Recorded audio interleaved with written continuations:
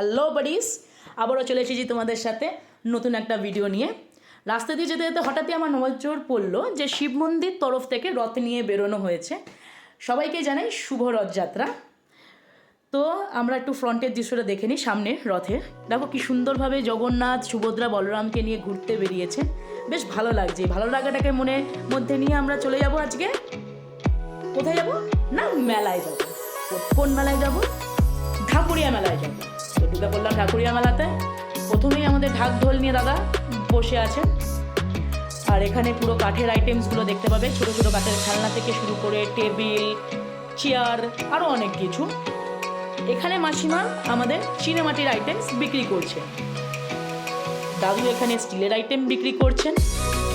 তো এখানে মোটামুটি কাঠের স্টিলের সবই পাওয়া যায়। এখানে আবার দাদারা কাঠের সিংহাসন, টুল সব নিয়ে আছে।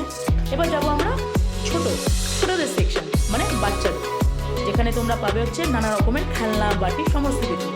প্লাস্টিকের খেলনা থেকে শুরু করে সব কিছু। হঠাৎ করে এখানে আবার গাছেরও এখানে স্টল লাগানো হয়েছে। তো আবার নজর পড়লো আমার কাপড়ের খেলনা থেকে শুরু করে সব কিছু এখানে বাচ্চাদের পাওয়া যায়। তো হঠাৎ করে আমার নজরে পড়লো যে ঢাকুরিয়া তরফ থেকেও রথ নিয়ে বেরোনো হয়েছে। তাই জগন্নাথ, বলরাম, সুভদ্রাকে দর্শন করে আমরা আবারও চলে গেলাম গাছের সেকশন।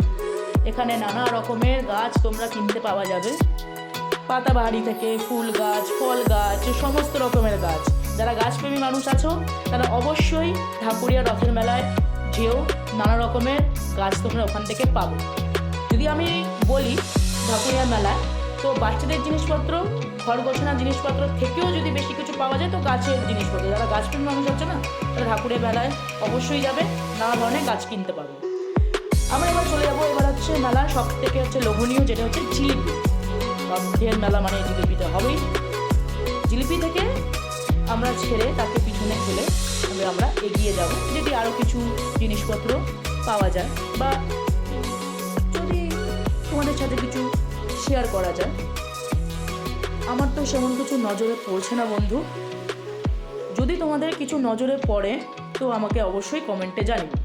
এই দাদা দাঁড়িয়ে আছেন কাঠের একটা ডেকোরেশনের আইটেম নিয়ে, জিনিস নিয়ে জাহাজ বানিয়েছেন। তো আমি তাকে একটুখানি জিজ্ঞেস করে এগিয়ে গেলাম, কেন কি আমার ঘর গোছানোর রাখার জিনিস নেই, জায়গা নেই। তো আমার তো নাজেহাল অবস্থা গরমে। প্রচণ্ড ভিড়ে ধাক্কাধাক্কি করে মাথার ঘাম পায়ে ফেলে বিদায় নিচ্ছি তোমাদের কাছ থেকে। Tata, by.